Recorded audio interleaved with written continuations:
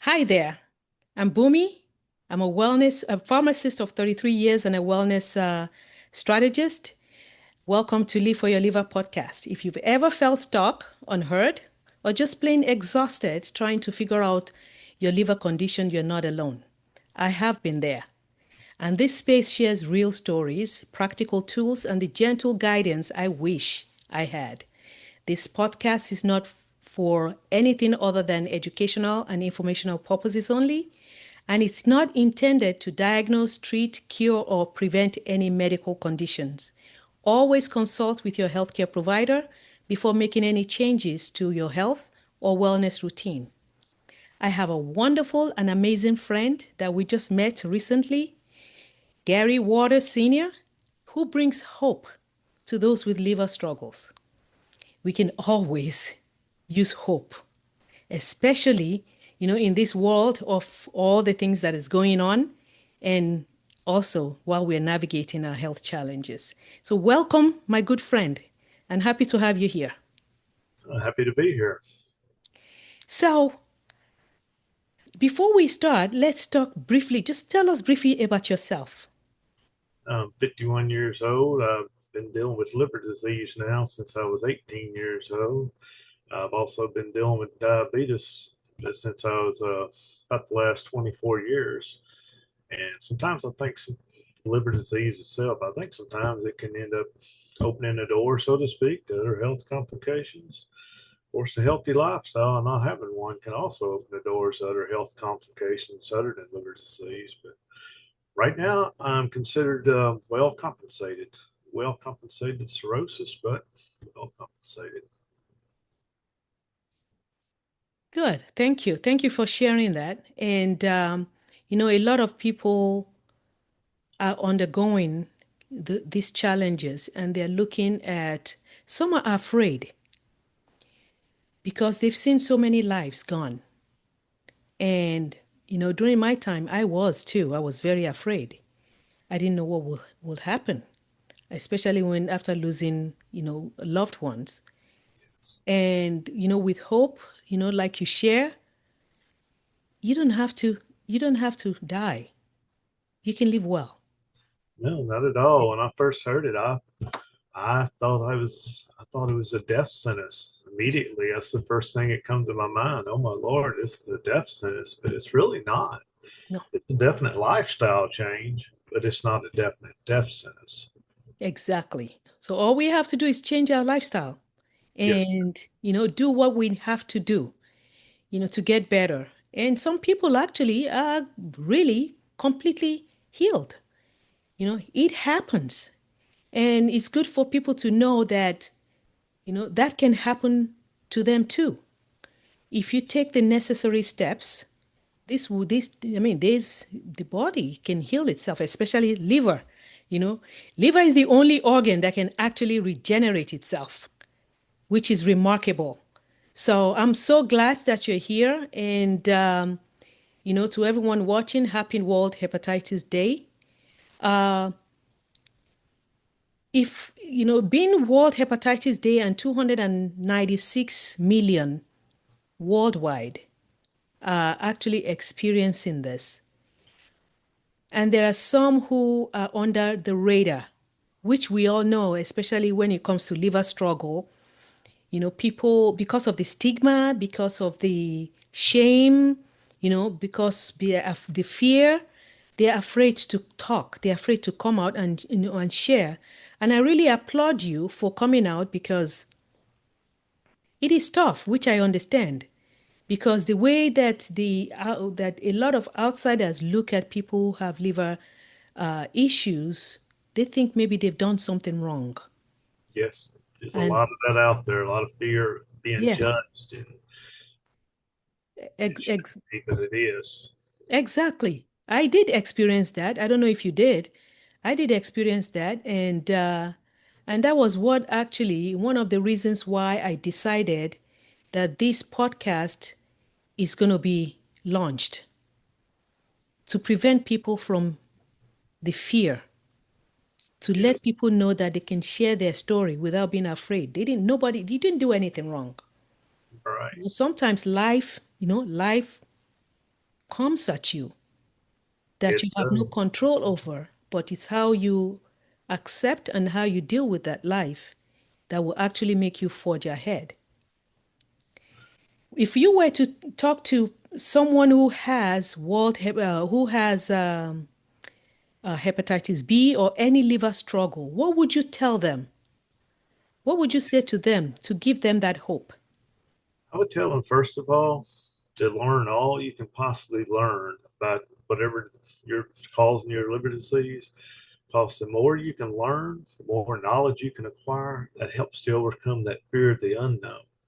Because the fear of the unknown has absolutely no limits as to where it can carry you. And it will rob you of your everyday peace of mind, your happiness. You're always going to be waiting for the other shoe to drop, so to speak. But with knowledge and with the experience of others, and the groups are actually good for that too, because you can gain the experience from other people. And the minute you start to overcome that fear of the unknown, it gets a little more to the point you have more hope. And you can really start grabbing on to life again and start living instead of living in dread and fear. So there's hope. It's not the end. Yes, you are very right. You are very right. And you know when I saw you on the group, it was your recording that I saw, and I said, now this is someone who gives hope to people, and it is someone that needs to be showcased, someone that needs to be known, because just the hope itself, giving hope itself is enough to even carry someone who feels dejected to feel alive again. And I said, I had to reach out to you, I'm and glad you did. I really yes, am, but that's what I've always tried to do is encourage everyone just to hold on to the hope. The better days still happen, and some of our best days have not even happened yet. So don't give up. I tell you, I don't know if you are a priest or a deacon or a preacher, but I tell you, you are someone people really need to listen to and hear, speak, because you talk from deep down your soul and your heart, and that will, that plays a big role in someone's wellness. Yes. Plays a big role. I am an ordained licensed minister, but at the Ah, same time, I respect everyone's right to believe as they choose is best for them. yeah, I never try to push my own personal beliefs, but I do share my beliefs because I have a strong faith in God. Um, the little old lady at church one time was praying for me. She told me, she said, Gary, the Lord spoke to my heart and told me to tell you, do not worry about what man cannot change, because God can change what man cannot change. And I've exactly. seen that happen many a times in my life. And for those that don't believe in God or don't believe as I believe, I've seen things change in their lives. Just, you know, as long as we got breath in this body, as long as we're drawing breath, there's always hope things can change and get better. Exactly. Yep. If that breath is there, anything can happen. Yes, ma'am. Anything can happen. I have to ask you this question because a lot of people don't like to share their story. What was it that made you say, "Yes, I would like to share my story"? Well, up until I think it's about 4 years ago, maybe 5 years ago, from about age 18 up until, well, let me back up just a little bit here. About 13 years ago, my liver went from just being high enzymes and watching it to all of a sudden they started looking at it and they did an ultrasound and they told me it's about 13 years ago. They said, Mr. Waters, there's a spot on your liver. It don't look good at all. We're going to schedule an MRI as soon as possible and get you back in. That fear hit me that day so hard. And it was a month later before I could get that MRI done. Now, I'm not trying to push religion, but there's a lot of people praying for me at that time. During that 30 days of living in fear for that MRI, it was a hard time for me. and I feel like nobody really understood. But when I went back and got that MRI done, the doctor come in there and said, Mr. Waters, can't explain it. Don't know how, but it's just not there.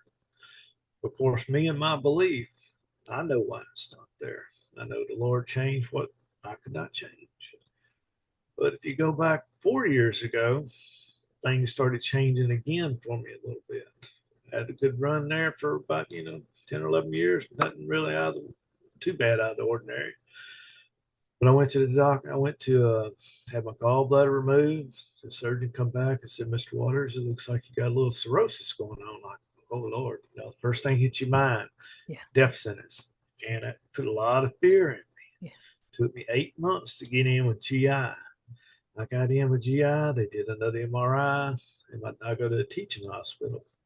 And my doctor come in and said, "Oh, it's got stage 2 fibrosis that can be reversed." I said, "Oh, great." Next month, I went back, and it just so happened it was a time when the doctors changed. I got a new doctor. And the doctor said, I said, "Oh, am I still stage 2?" She said, "No, Mr. Waters, you're compensated cirrhosis." How did I go from stage 2 fibrosis compensated cirrhosis? She said, "Mr. Waters, I don't use staging. I don't use the terminology of fibrosis. I just, any abnormality in your liver, such as any kind of scarring or nodular, we just say it's either compensated cirrhosis or non-compensated." And at that time, I remember that fear again overtook me. And it was horrible. Mhm. And it went on for about 3 to 6 months. And then I started finding the liver groups. I wasn't familiar with Facebook groups at the time. I found some and they helped. And I found out I wasn't alone. There's other people out here going through what I'm going through. Some of them are just now starting their journey. Some are way ahead of me in their journey. But somewhere in there, there's a lot of experience, and that experience helps overcome that fear of the unknown. Yes. It is good to be part of those groups because it helps a whole lot. And, it was something that I wish I found during my time. We're talking about many years ago. And, but hey, I'm here today. Have another chance at life. And, the rest is history. So, so what is so you already told me that. Is there anything you would love to share for, you know, our listeners? What would you would like to just, share with them? Well, I believe we're always going to run into some possibility of someone stereotyping us or judging us. There's always going to be a certain amount of, I guess, concern or anxiety there that somebody's going to look at us. Oh my Lord, you must be a raging alcoholic, or you must be a drug user, or to have liver disease. They don't understand that there's many other ways that liver disease can come about. My doctor even said that right now it's possible that maybe 50% of America actually has fatty liver disease, and it's from our lifestyle, the food we eat. Everything seems to be getting smarter and easier for us. So we don't, that's not exactly healthier for us. But I would like to tell folks, don't worry about being judged. Don't worry about that. You, and my wife probably wouldn't like me saying it this way at times, but I'll usually say to people that's got family or other friends, judge them. If they're not paying your bills, they're not putting money in your bank account, they're not sharing your home, their opinion doesn't matter too much. And I don't mean that to be rude. I mean, you got to love yourself. If you got to love yourself, you got to take care of yourself. You can't let nobody take away your peace of mind and take away your dignity because of their opinions. Well said, and great wisdom right there, because this is something people need to hear. This is what they need to hear. This is what we're amplifying. You know, I tell people when you're going to bed at night, nobody's going to bed with you but Exactly. you. So you have to do what is best for you and just keep that noise away.